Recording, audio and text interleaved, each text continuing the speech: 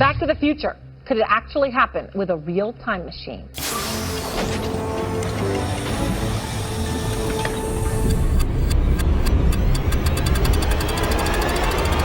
When Mike Markham invented a mysterious machine he truly believed could control time, something unimaginable happened.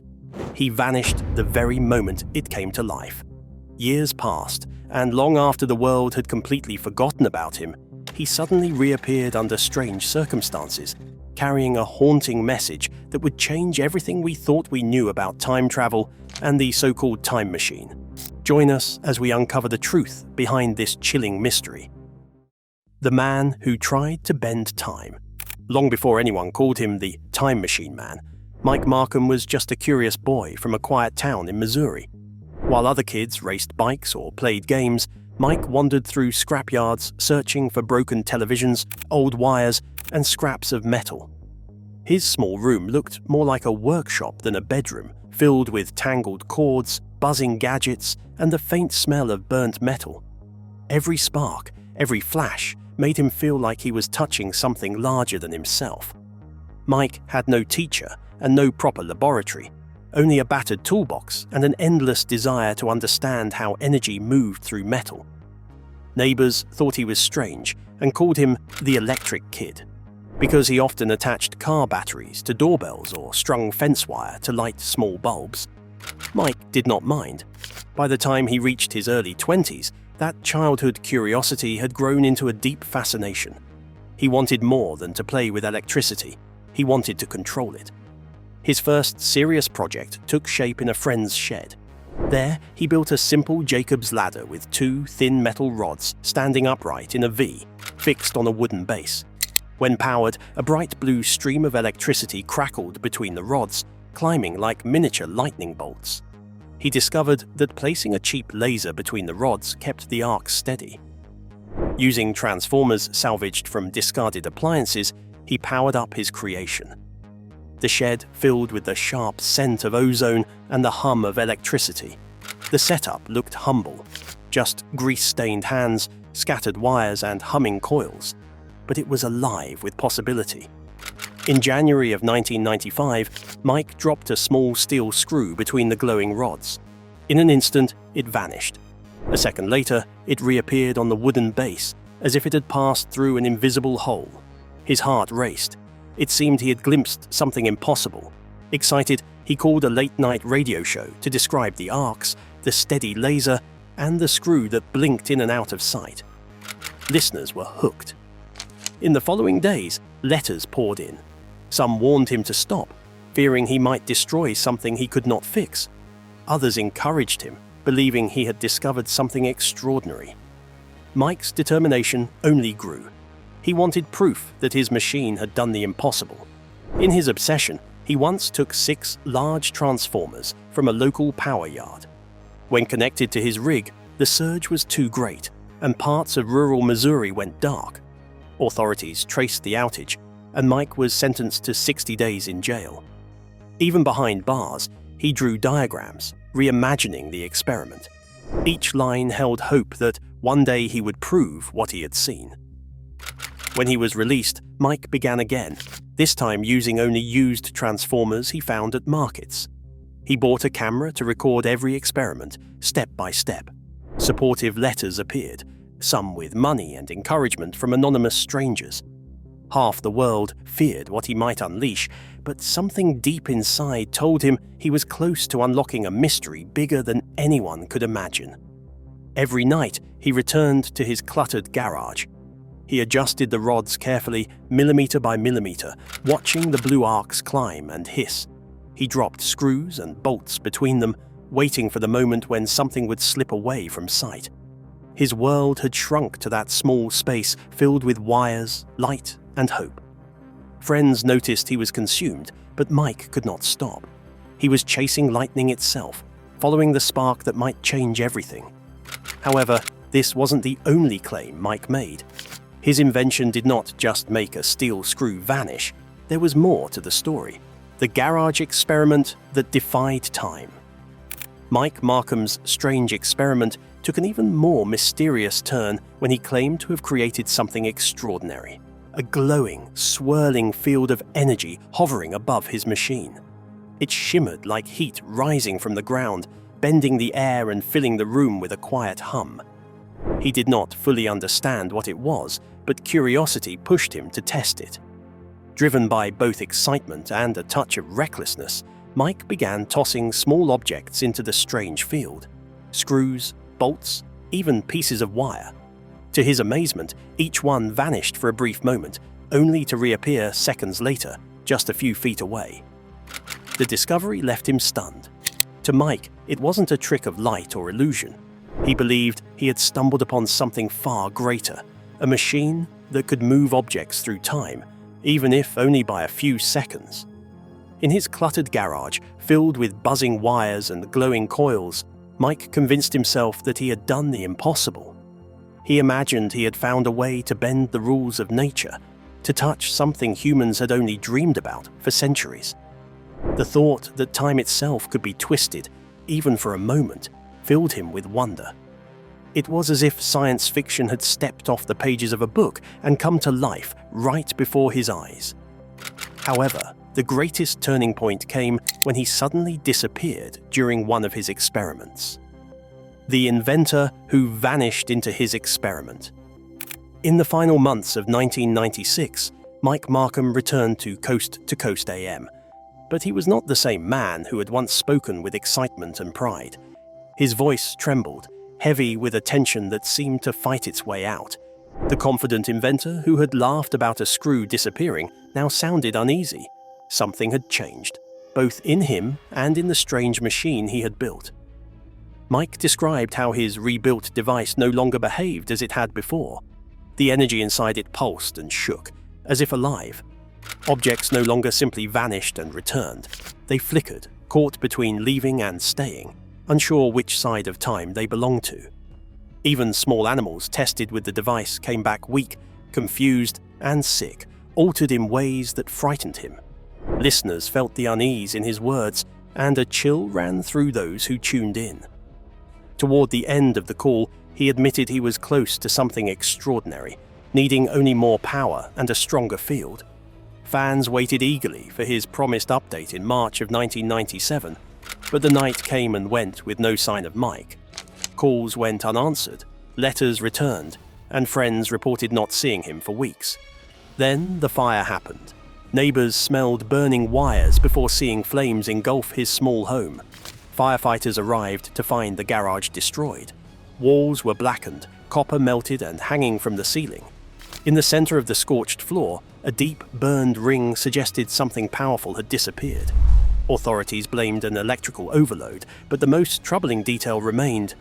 Mike was gone. No body, no remains, nothing. Among the charred debris, a single sheet of paper survived, with words written in shaky black ink. "It's not about time. It's about how you see things." The fire left authorities baffled and Mike officially listed as missing. But to the public, he became something far more mysterious. A man who may have vanished into his invention. Newspapers across the country spread the story. By the summer of 1997, speculation ran wild. Had he died in the fire, been destroyed by his creation, or had he done the impossible and stepped through time? Early internet forums and newsletters blended facts and imagination, spreading theories of a machine opening a door that could not be closed, or even government interference.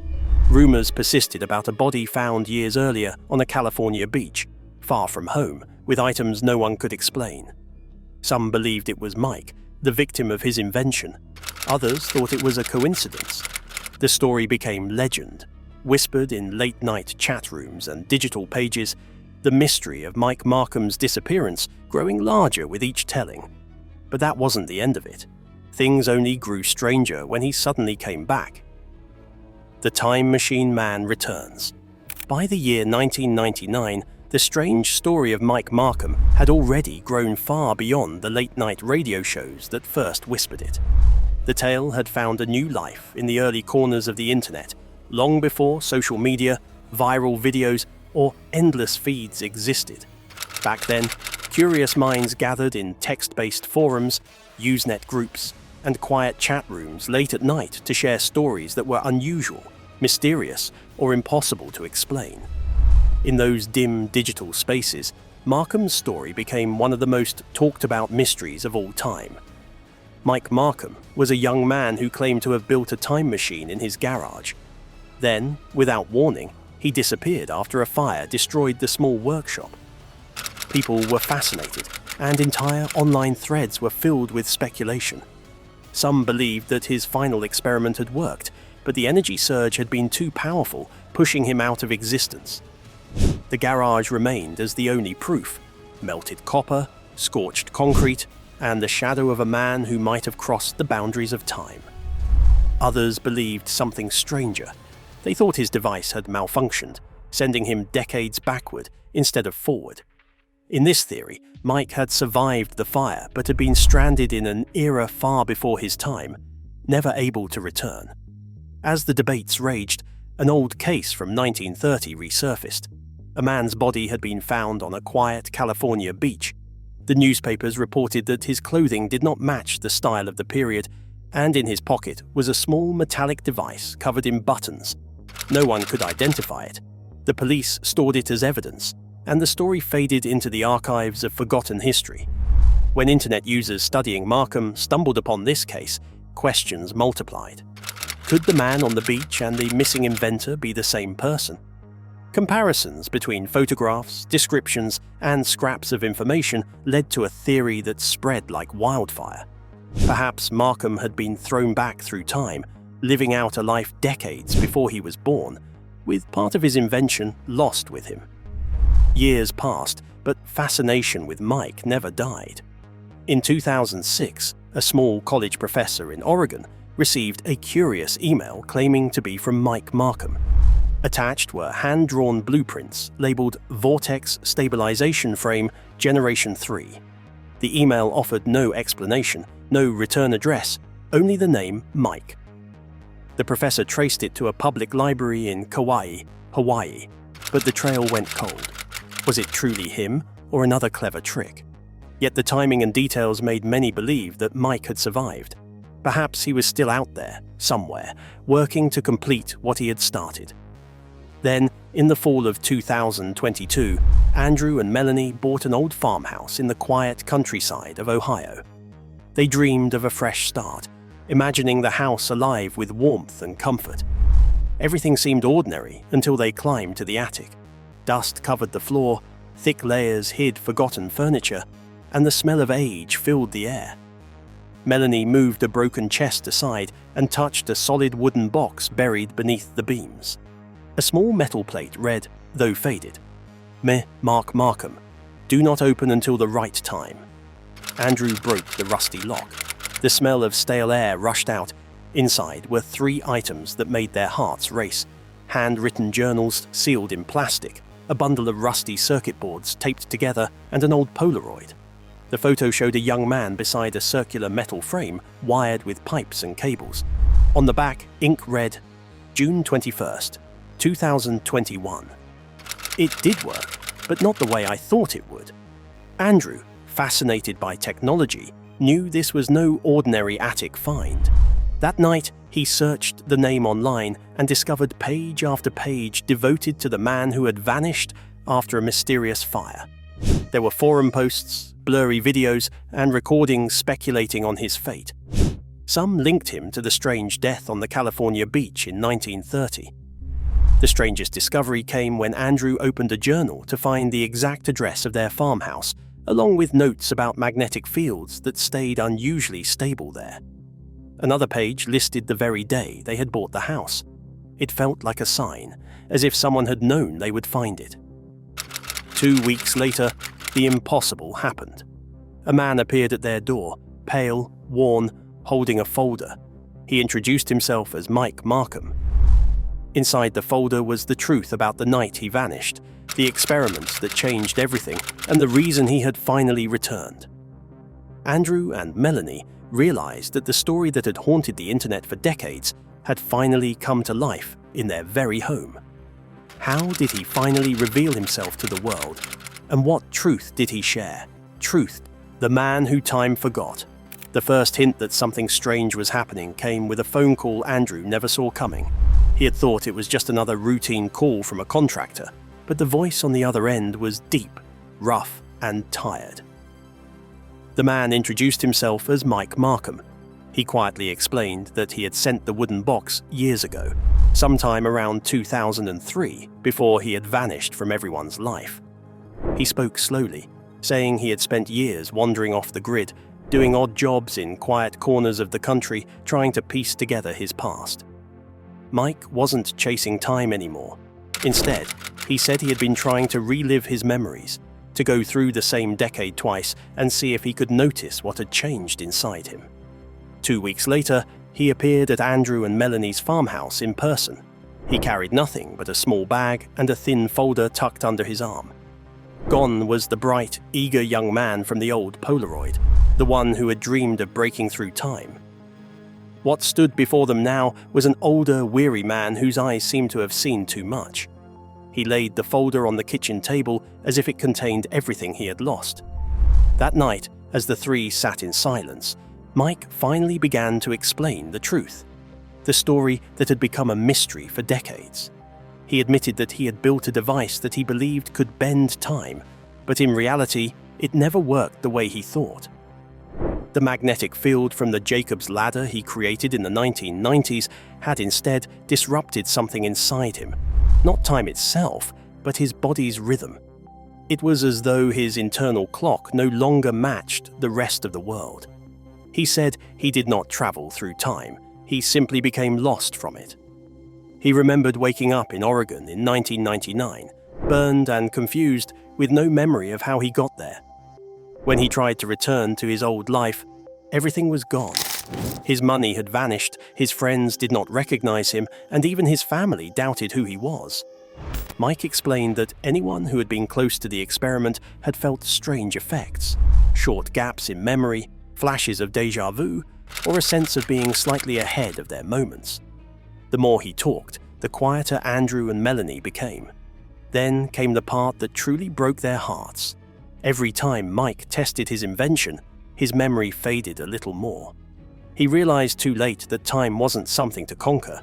It was something that slowly erased you, even from the hearts of those who once loved you. Inside the folder, he showed a page listing 5 names, volunteers who had helped him in the early days. Every name was crossed out. None of them remembered who he was anymore. He told them he would never rebuild the machine. When morning came, Mike left the farmhouse before sunrise, disappearing down the dirt road with only his backpack and a small thumb drive.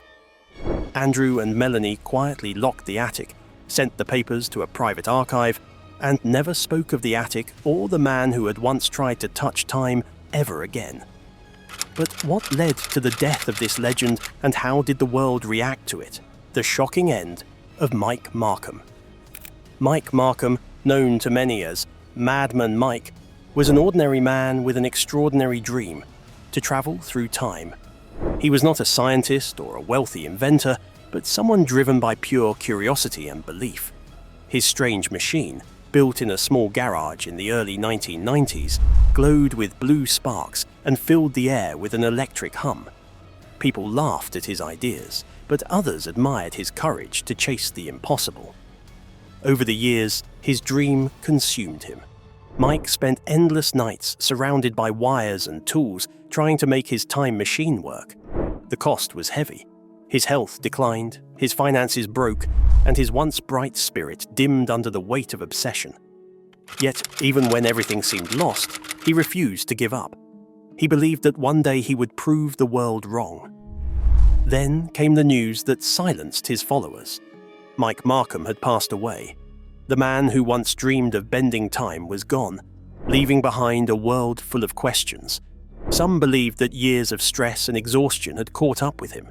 Others thought the countless electrical experiments might have damaged his body. Whatever the truth, his death marked the end of a story that had captured thousands of hearts. The reaction was immense.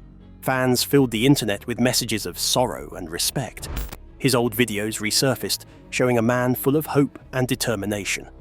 Scientists discussed his theories, while dreamers honored his courage. Though his machine never truly worked, Mike's life became proof of something deeper, that passion itself can make a man timeless. His final dream may have ended, but his spirit continues to inspire those who still believe that nothing is impossible. If you enjoyed this video, like and subscribe, and also click the next video shown on your screen.